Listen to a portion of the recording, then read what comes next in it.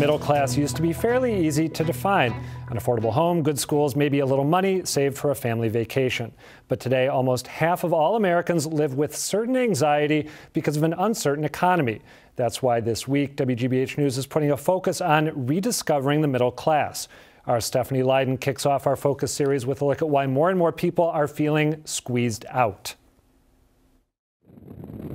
You can have the white picket fence, a college degree, even a decent paycheck. Still, people like Alina Tardif wonder if they really are middle class because something fundamental is missing: peace of mind. You go to bed not worrying about your bills, so you're not going to worry about the mortgage or college education, all that.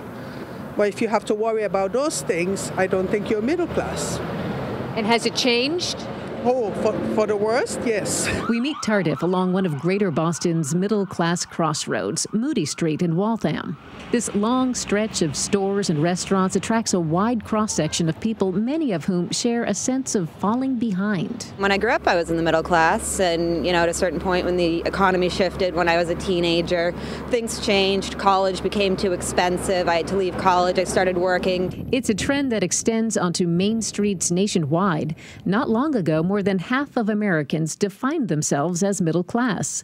But a 2014 Pew Research survey found that the number dropped to 44%. You work hard, you play by the rules, and things will work out on average for you. And that's not the case anymore. It's changed. It has definitely changed. UMass Boston economist Christian Weller says these days even education doesn't guarantee middle-class status. In almost every industry, from academics to healthcare to high-tech, there is a sense of job insecurity. And employers will cut back on jobs, on wages, on benefits as soon as there's even the slightest sign of trouble for their profits on the horizon.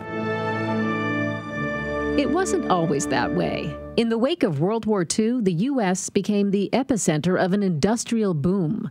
The GI Bill, which sent soldiers to college, helped expand the fast-growing middle class. It was a shared prosperity after World War II. From the 1940s through the 1960s, early 1970s, everybody grew together. As the economy grew, everybody got their fair share. Fast forward to 2015, the economy once again growing, but profits on Wall Street not necessarily being felt here on Moody Street. Overall, wages are stagnant, with one notable and prosperous exception. Really, the only real gainers are people in the top 20%. That's probably around 150,000 plus annual earnings, who've done really well, and for whom the last 10, 15 years have been incredibly good. Kevin Gilpin, a 42-year-old software architect, says times have been good. He says he's financially secure in large part because he depends on his skills, not a single employer.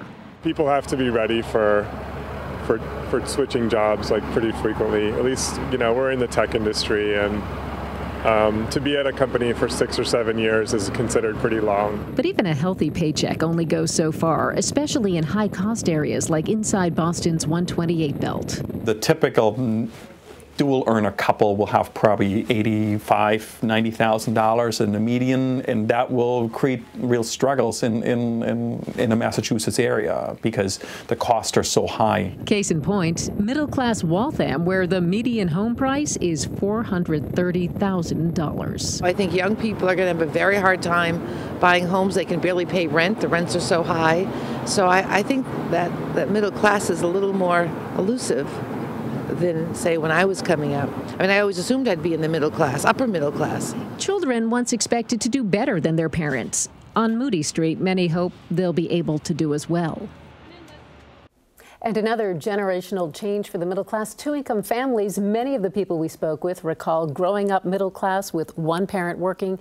These days, of course, more often than not, it takes two. Stephanie, how willing were people to open up about their hopes or their frustrations? Extremely willing. Yeah. It was fascinating because these trends that economists talk about, stagnating wages, high costs of healthcare, housing, and just high cost of living, and then that overall sense of insecurity.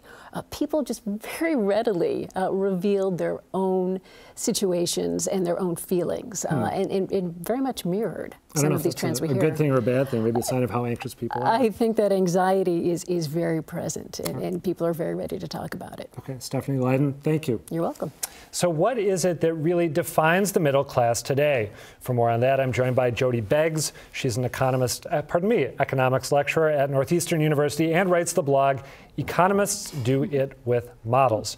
Jody Beggs, welcome. Thank you. So I know you have written that our ideas as a citizenry about what it means to be middle class are skewed. How is that? Why are we not getting it quite right? Because in reality, median income is somewhere just north of $50,000 a year for a household. But psychologically, if we try to figure out for ourselves where we fit, we're very biased by what we see around us. And naturally, higher income people tend to associate with other higher income people. So what ends up happening is if you poll people and say, what do you think income distribution looks like? Wealthier people or higher income people assume that people are more like them than is actually true, and vice versa, that lower income people think that the average is actually lower than it is. So we're very biased by our own perceptions, and we don't necessarily get the opportunity or take the time to look at what the numbers are for real. So just so I'm clear, you're talking a national median income of $51,000, and that's for a family? Exactly. Wow, that's a lot lower, I have to say, than I would have thought. That would indicate that I'm guessing that you do very well for yourself. I might take issue with that characterization, but so what are the consequences of that? Because I know you believe there are public policy ramifications, right? If we all think that we're sort of normative and that everyone's like us, that we think about that there are policy issues that arise as a result. What are they? Exactly, because as a nation we have to decide what we want to do in terms of wage subsidies, what we want to do in terms of income redistribution, welfare, etc. And if we, for example, think everyone is very well off, then we don't see a need for there to be help. That if we think the average household makes $100,000 a year and that's normal, you say, well, that's what I make, I get by, everybody should be fine, not necessarily realizing how far from the norm that experience is, that a household income in the six figures puts you at about the 80th percentile. So if that household says, well, I guess I'm getting by, they have to consider that 80% of those households are having a harder time than they are. Aren't there huge regional differences when we talk about this stuff? I mean, isn't it sort of a simple fact that, say, a $100,000 family income here in Massachusetts goes much less far than it would in, say, Texas?